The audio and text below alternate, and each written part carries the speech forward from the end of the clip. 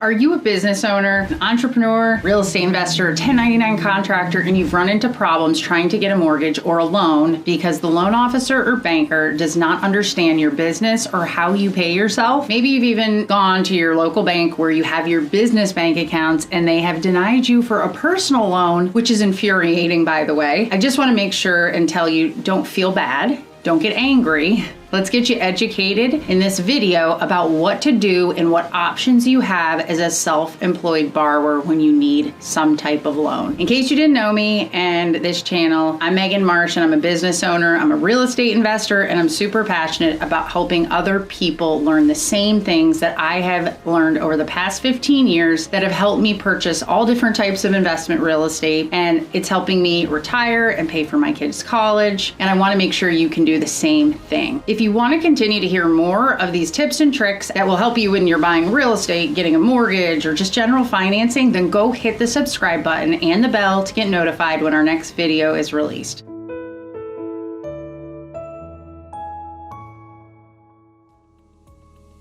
So the first thing I want to explain to you is why getting a loan becomes so hard when you are self-employed or really just paid differently. If you have a good CPA, like I do, you write off as much as you can legally. As an example, let's say you earned $200,000 on your 1099 for your business, and you write off $120,000 of that, you are only taxed on that $80,000 that's left. And therefore, lenders are using that $80,000 as well. It's going to really change how much you qualify for. But there's some sneaky things hidden in your tax returns that can really cause havoc when you go get a mortgage that you probably don't know about. Some of those things are if some of your income is reported as other income on your tax return. If you have something called notes and loans due and payable within 1 year, that one causes major issues. You might have what's called Section 179 expenses if you bought a car that is categorized that way, or depreciation.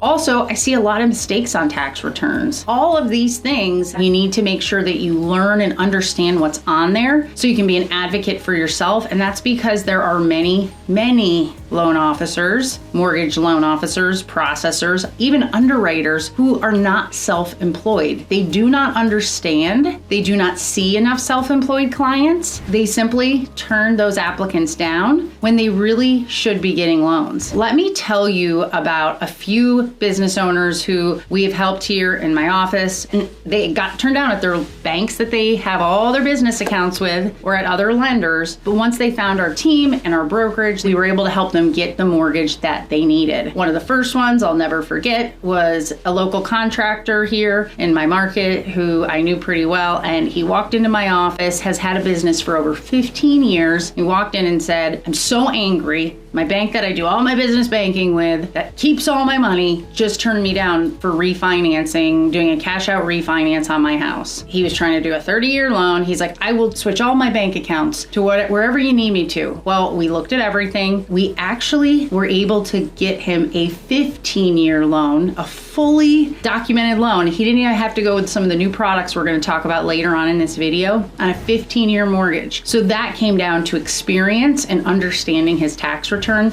whereas the other lenders just did not understand it. And the other one, as an example, because I could list dozens of them, was a self-employed borrower who actually owns multiple businesses. Due to this individual owning multiple businesses, it was really complicated. He got turned down at 3 to 4 different lenders because of the new products that are out there in the market that I typically see that you can find mainly at mortgage brokerages. We were able to get him locked in and closed within about 35 days through a program that didn't even look at his tax return. So those are just 2 examples of borrowers, but like I said, there are many, so you could fit into a different category. There are some of you're not going to get qualified based on your tax returns, but that doesn't mean that you don't have options. We also have some entrepreneurs who have so much going on and are way too busy that they actually request to use one of these new loan options that we're going to go over just because they want less hassle, and they don't really care as much that the rate's a little bit higher because it's going to save them hours of time calling people and digging into documents that they're just not sure where they are. What I want to do is let's dig into the loan types, the types of things, where it happens, what types of loans it happens with, to self-employed borrowers, and then we'll go through a couple of the new loan options that might be a better fit for you. Your traditional types of loans are called conforming loans, and they're loans that are backed by Fannie Mae and Freddie Mac. Those are like your conventional loans, FHA loans, VA loans, USDA loans.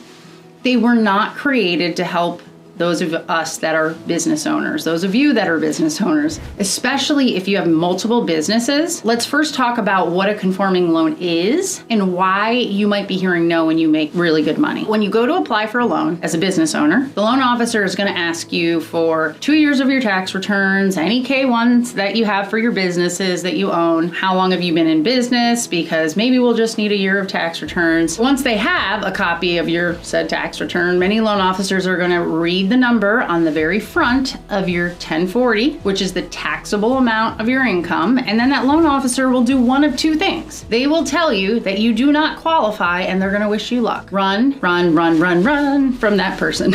Do it. Go. Don't try to stay and argue with them. The second type of loan officer is going to give you a second set of documents to retrieve. And they should begin asking you questions. Things like, do you have a separate bank account for each business? Do you pay any of your debts on your credit report out of your business bank account? Were any of these write-offs that I'm going to list to you that you had, during the past 2 years, were they something that was out of the ordinary, like a one-time occurrence? That person, that is the loan officer that knows what they're talking about and will be able to figure out how to get you a loan to buy real estate. So what I want to do to show this example to you, for those of you who like to see things visually, I'm going to take you over to my computer screen so I can show you this breakdown so you can understand how your income really gets smushed when you're getting a loan. For all of you who are sole proprietors and you file what's called a Schedule C, a couple pages back on your tax return, this is where the confusion comes in, because if you go look at this form, okay, I'm making great money. Let's say in the example we used, your total revenue is $250,000. Okay, so that's what you're thinking. Okay, I've got some really good revenue that's coming in. Well, that's not what the bank uses. They don't use what you bring in. That in the same example, let's say you have, there's certain expenses that we went through. So you've got $15,000 in advertising that gets deducted from the $250. Let's say that you have the next thing, let's say office supplies, which I'm looking on here. Some things go under other expenses, but let's say office expenses are $10,000. And then let's say you have contracted labor that is $45,000. Then you've got travel expenses that is $20,000. Okay, we're going down here. We have some meals and entertainment, which we'll just use there's a calculation with them. We'll say that's $12,500. And then you've got a section 179 expense right here that is, we'll call it $40,000. You bought a vehicle for $40,000. So that gets deducted. And let's see, what's the last? Depreciation. We'll use depreciation, which it would increase this, so it's $43,000 now on here. And then we've got, what happens then is all of these items get deducted down. So you've got total expenses. It adds up all these items I just put in, and that number is deducted from the $250. So your total tentative profit or loss listed right here is $104,500. That is the income they're going to use for you.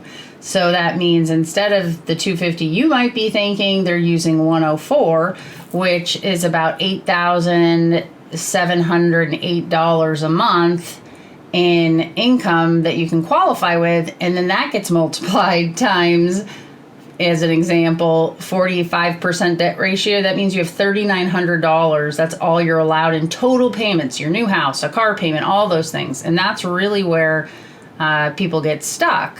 Now, you can add certain things back. So depreciation and 179 expenses will increase it. So having someone who knows this information is where, it's really going to help you. Another tip is, let's say your credit report has total payments of $1,500 on it. Then the $1,500 gets deducted from that total $3,900 in total payments you can have.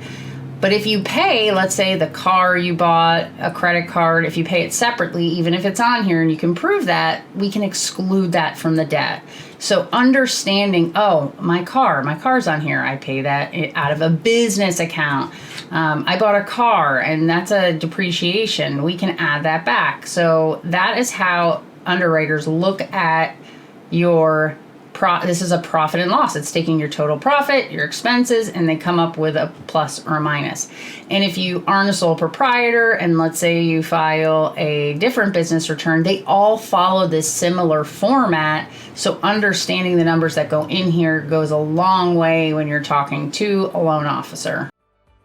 That's how conforming loans calculate income. A good loan officer will always see if they can use your tax returns first, though. And then if they've exhausted all efforts, they will then begin looking at the new loan options. So even if somebody's told you that, if someone came to me and they told me other loan officers said no, I'd still want to look at the tax return and just make sure that that person wasn't making a mistake. But you still need to do your part by having a business bank account and making sure to have separate credit cards that you use for business related expenses, because that's going to help you. Let's take a look at just a couple of these options. There's too many to go over in this video, but I'm going to just tell you about a few of the most popular ones that have started to enter the market in the last 2 years. One of the first ones is called a bank statement loan. And a bank statement loan is an option. It requires that you've been in business for 2 years, but it does not mean you have to have 2 years of tax returns. Bank statement loans are loans that look at your bank statements, your business's bank statements. Most of the bank statement loans out there are either a 12-month bank statement loan or a 24-month bank statement loan. Usually you'll get a better rate if you can provide the 24 months, but you can do it if you just, let's say you started your business 2 years ago and the last 12 months have really, really reflected the income you're bringing in, then you can get a loan using just 12 months. But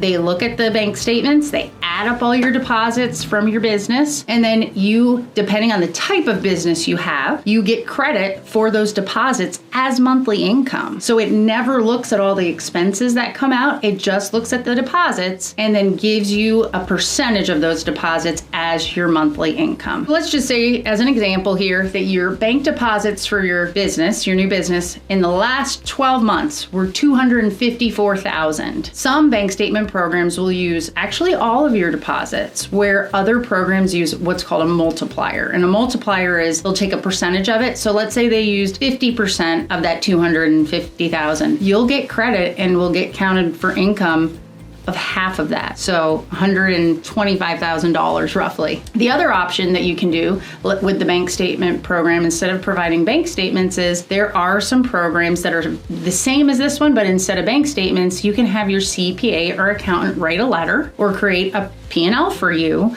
if it looks different, not by having like the depreciation and some of the expenses that you normally wouldn't have. That is one of my favorite new programs for self-employed borrowers.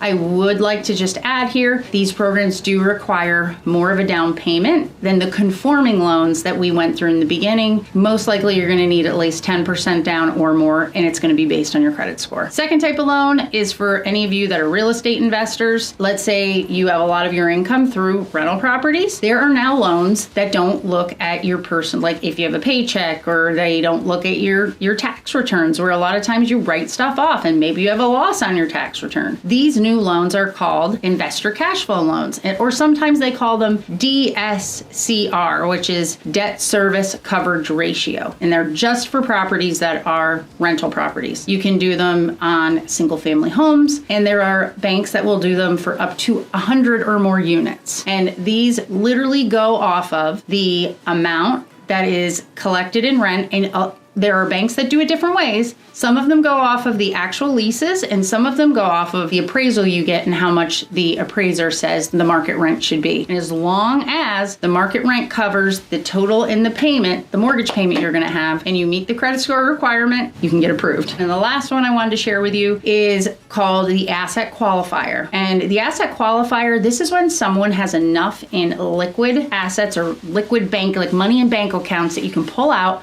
to qualify. You don't need a job, you don't need a business, you don't need an investment property. You just need accounts with money in them. All it does is it takes the total amount you have in your bank accounts and it makes sure that that money will last you over a period of time. Some of them only want to see 3, some of them want to see 5 years, just that money will last. All of the loans I mentioned just now and in this video, they do not go off of your taxable income. They have come up with other methods for determining your monthly income. It's worth noting that if you're married and you are self-employed, but let's say your spouse is not, that these loans will use bank statements for you, and the underwriter will use the pay stubs and the W-2s for your spouse or your partner. Now, I've seen videos that you have to have a minimum credit score. That some people are posting, you have to have at least a 700 credit score to do these new self-employed loans, or that they always require X down. And business owners have told me that Anello has told them to report and pay more in taxes for 2 years to qualify for a conforming loan. Don't listen to any of them. They're wrong. There is no hard lines in the sand here. That's where and why I've always worked in the broker channel, because every bank does it differently. One bank may do this, one might have a credit score requirement of a 660 and the other one might need a 680 and 700 and 740. There is no lines in the sand. There's always room to find the gray areas. And so it's all about finding the people who are willing to do the work and who do these loans on a continuous basis. I would love to hear from you about your experience as a business owner trying to get a loan, a mortgage. Did you go to your bank? Have you tried a broker? What we've done is we've put a link in the description below for anyone who would like to have our team explore their options with them. All you need to do is click on the link and create a secure account and we will reach out to you. I hope that this video gave you insight that you're looking for to help. Make sure that you subscribe and hit the bell if you haven't yet so that you get our next notifications when we release our next videos. Otherwise, continue to check out all the real estate, mortgage, and financing tips on our page. I'll see you guys next time.